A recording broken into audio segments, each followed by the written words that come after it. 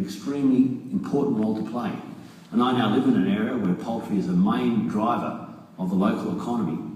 In my recent tours overseas, I've become even more aware that there is a strong demand for our poultry product, and this works hand in glove with the milling industry.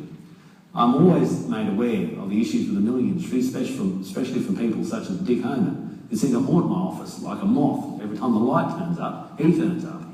I also have a strong view on how we are going to deal with some of the problems that are before us. I'm very concerned about the deft hand of animal liberationists as they come into the industry, making ever-increasing demands on where we are. We as an industry have to stand up to these people and say that enough is enough. We've got to make sure that we don't get on that slippery slope where we make our own businesses unviable. I want to make sure that the Australian people clearly understand that if we want to live by the produce that comes off a boat, then somebody in the economy has to be putting something on a boat. Look around you now. You're wearing clothes from overseas, your watch probably came from overseas, you probably drove in a car from overseas. I bet you this PA system that you're listening to this came from overseas. All this produce comes in on a boat. We've got to ask ourselves in this nation, who are the people who put something on a boat and send it in the other direction? Well, it's you people.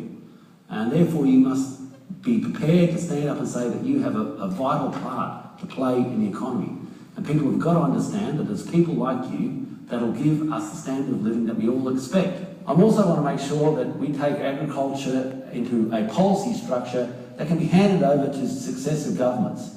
Currently I'm doing the white paper, and this is about the policy structure of agriculture, not just in the term of myself being the agricultural minister, but those who come after me, even governments that come after. I'd love to see the agricultural policy following the same similar lines as defence policy, basically a bipartisan view where we have a strong script of where to run off. Labelling is also incredibly important now for poultry. We are seeing more and more that the issues of labelling becoming important as to how products are marketed. Sometimes I do query, I must be honest, whether some of the labels are as important to the consumer as we're told to believe. I think another big issue for us, of course, though, is the developing of external markets. I've become so keenly aware that it's only when you go overseas to develop markets and turn up in numbers that the markets actually develop. In the past, I suppose stood in line with other people when they mocked politicians for getting on a plane and going overseas and seeing people. But now I realise that unless you do that, your markets are just going to get taken away from you and other people will step in that place. Even recently I was in the Middle East and I was very proud of the fact that that was my first trip overseas, until they informed me that the Japanese had been, I think, 19 times. At the end of my trip, we had to finish the meetings because they were all going to New Zealand. So our competition is all around us. The world now is a very small place. It's a very small target to miss, therefore, also. You have to be at the front end of your game if you want to exploit the markets that are all around us, but they're not given to us. We have to fight for them and we have to earn them.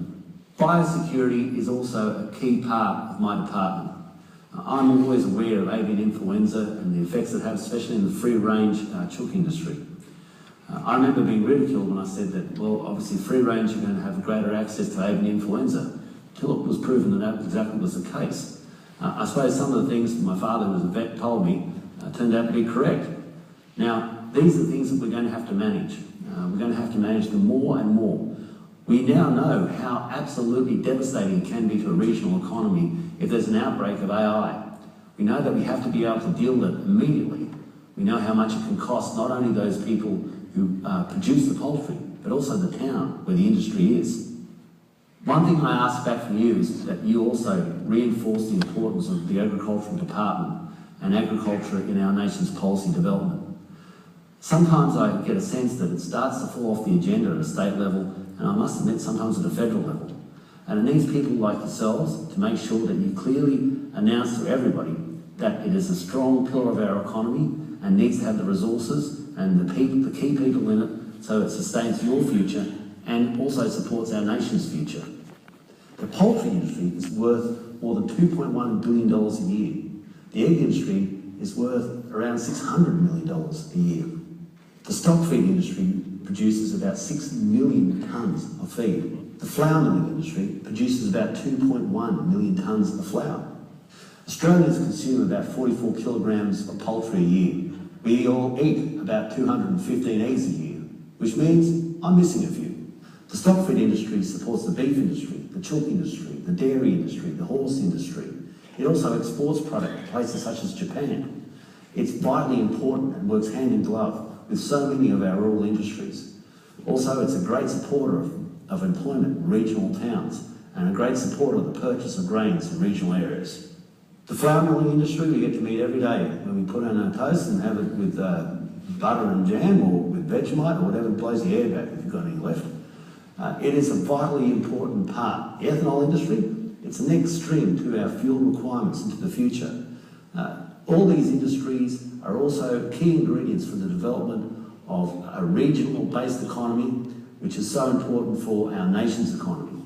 We must never be ashamed of the fact that it's the hinterland of Australia that is so vitally important for the economic outcome of our nation. Without regional Australia, you wouldn't have a chulk industry, a beef industry, a flour industry, a milling industry, a mining industry. In fact, the wealth of our nation predominantly comes in its export dollar form in regional Australia. So I welcome you to the PIX and AMC conference. I hope that the time is both fun, because otherwise you never bother coming back, but also informative, and that you go away with some key ideas and some key thoughts to make your section of the industry better. I applaud the fact that you get together to make sure that you are at the top of your game, because if we're not at the top of our game in Australia, then we haven't got much of a future.